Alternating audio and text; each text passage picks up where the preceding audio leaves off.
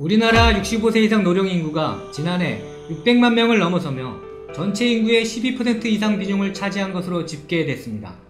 하지만 노년의 삶은 녹록지가 않습니다. 거리에서 흔히 볼 수 있는 폐지 줍는 노인들을 굳이 언급하지 않더라도 높은 노인 빈곤율이 이를 증명해 보이고 있는 것입니다.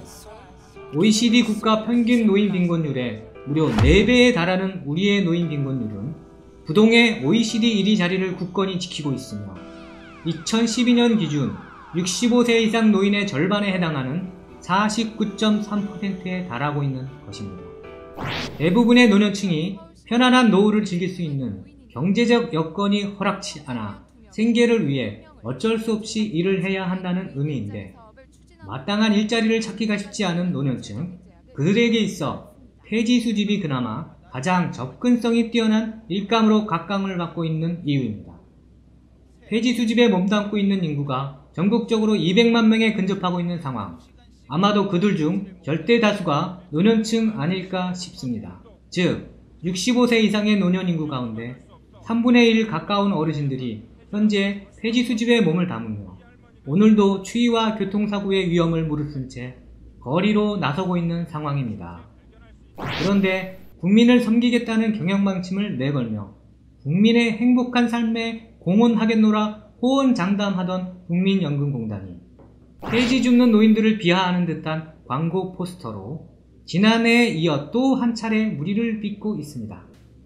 국민연금을 통해 품위 있는 제2의 인생이 가능하다는 부연 설명과 함께 은연중, 아니 대놓은 채 여유있게 여행이나 다녀오는 삶에 비해 폐지 줍는 노년의 삶은 무척이나 보잘것없으며 초라하기 그지없는 삶으로 낮추어 표현하고 있었습니다.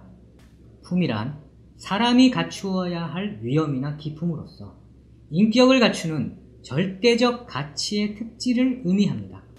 젊어서는 자식들 뒷바라지하며 내 집 마련을 위해 온 힘을 쏟았을 테고, 자식들 교육비에 결혼까지 시키느라 허리 휘어가며 그나마 모아놓은 재산마저 모두 바닥을 드러낸, 시간이 흘러 남은 건 늙어 못쓰게 된 육신 하나뿐. 오늘날 국가 경제 발전에 일조한 이들의 삶에 작은 힘이나마 보탤 수 있는 건 결국 국가의 몫이 돼야 할 것입니다. 국민연금공단은 복지정책의 한 축을 담당하고 있는 주요 기관입니다. 이들의 존립 이유는 바로 폐지 줍는 어르신들과 같은 복지 혜택 수요자들이 존재하기 때문입니다. 그럼에도 불구하고 이렇듯 복지에 대한 얕은 의식 수준을 보인 것은 결국 스스로 현재의 직무에 대한 자격이 없음을 내비친 것과 진배 없는 노릇입니다. 고발리포트 새날이었습니다.